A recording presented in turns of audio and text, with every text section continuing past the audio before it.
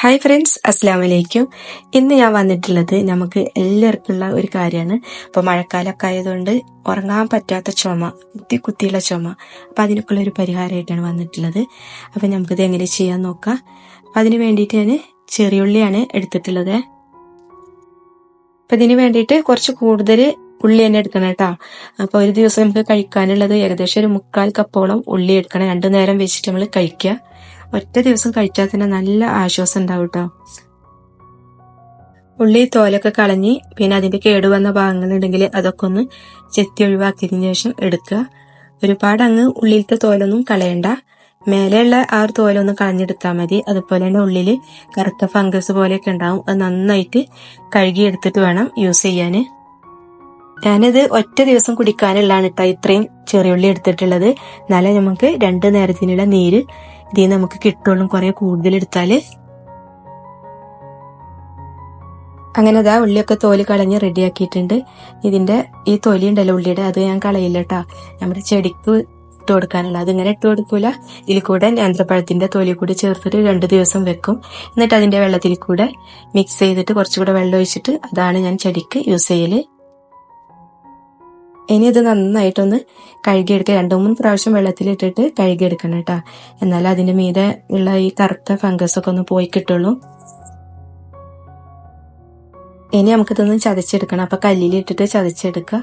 കല്ലുള്ളവർ അങ്ങനെ തന്നെ ചെയ്യണം നല്ലത് കേട്ടോ. നമ്മൾ മിക്സിയിലിട്ടിട്ട് ആക്കുമ്പോൾ ഒന്നും കൂടെ അങ്ങനെ അരഞ്ഞു കിട്ടും. ഇതാകുമ്പോൾ നമ്മൾ ചതച്ചെടുത്തിട്ട് അതിൽ നിന്ന് നീരെടുക്കാൻ നല്ല എളുപ്പമായിരിക്കും.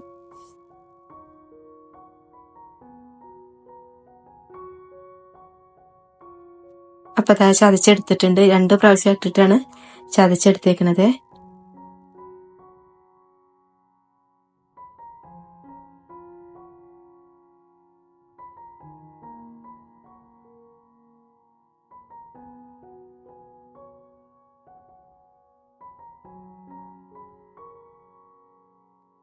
ഇനി നമുക്ക് അടുത്തതും ഇതുപോലെ തന്നെ ചതച്ചെടുക്കുക. ഇത് ഒറ്റ ദിവസം കൊണ്ട് മാറിയിട്ടില്ലെങ്കിൽ നിങ്ങൾ 3 ദിവസം തെറ്റാതെ കഴിക്കുക. എനിക്കിത് ഒറ്റ ദിവസം കൊണ്ട് തന്നെ മാറി കിട്ടിയിട്ടുണ്ട് കേട്ടോ. എൻ്റെ ഒരു അനുഭവത്തിൽ നിന്നാണ് ഞാനത് നിങ്ങളെ കൂടി കാണിക്കുന്നത്.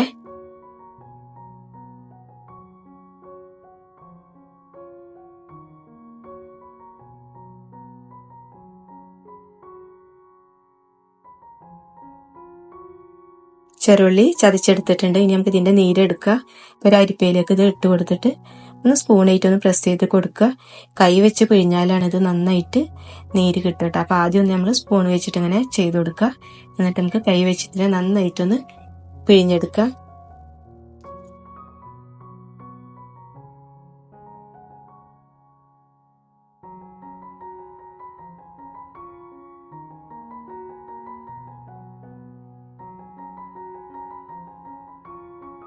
അങ്ങനെ അവിടെ ഉള്ളിയുടെ നീര് ഇവിടെ റെഡി ആയിട്ടുണ്ട്.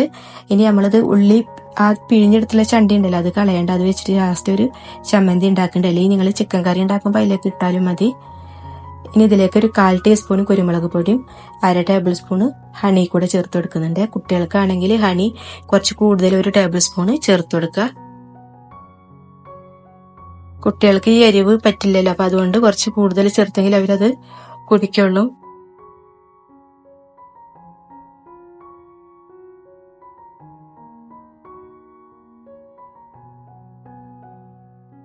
അപ്പൊ അതായത് ഇവിടെ റെഡി ആയിട്ടുണ്ട്. അപ്പോൾ ചുമ കൊണ്ട് ബുദ്ധിമുട്ടുന്നവര് എന്തായാലും ഇതൊന്ന് ട്രൈ ചെയ്ത് നോക്കുക.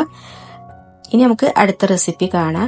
അപ്പൊ അതാ നേരത്തെ നമ്മൾ പിഴിഞ്ഞെടുത്തിട്ടുള്ള ഉള്ളിയുടെ ചണ്ടി ഉണ്ടാവുമല്ലോ, അത് വെച്ച് നമുക്ക് ചോറിന്റെ കൂടെ കഴിക്കാനൊരു ചമ്മന്തി റെഡിയാക്കിയിട്ട് എടുക്കുക. അതിലേക്ക് 1.5 ടേബിൾ സ്പൂൺ മുളക് പൊടി ചേർത്ത് കൊടുത്തിട്ടുണ്ട്. ഇനി ഇതിലേക്ക് കുറച്ച് ഉപ്പ് ചേർത്ത് കൊടുക്കുക. പുളിയിൽ ഉപ്പുണ്ട്, അതിനനുസരിച്ചിട്ട് ചേർത്ത് കൊടുക്കണം. പുളി ചേർത്തിട്ടുണ്ട്. പിന്നെ അതിലേക്ക് കുറച്ച് വേപ്പില ഒന്ന് കൈകൊണ്ട് പിച്ചിട്ട് ഇട്ട് കൊടുക്കുക.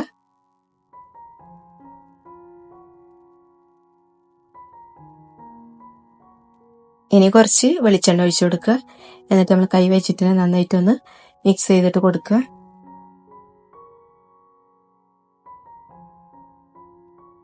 ഇനി കുറച്ച് വെള്ളം ഒഴിച്ചു കൊടുക്കുന്നുണ്ട്. നിങ്ങളെ കയ്യിൽ കഞ്ഞിവെള്ളം ഉണ്ടെങ്കിൽ അത് ഒഴിച്ചു കൊടുത്താൽ മതിയേ.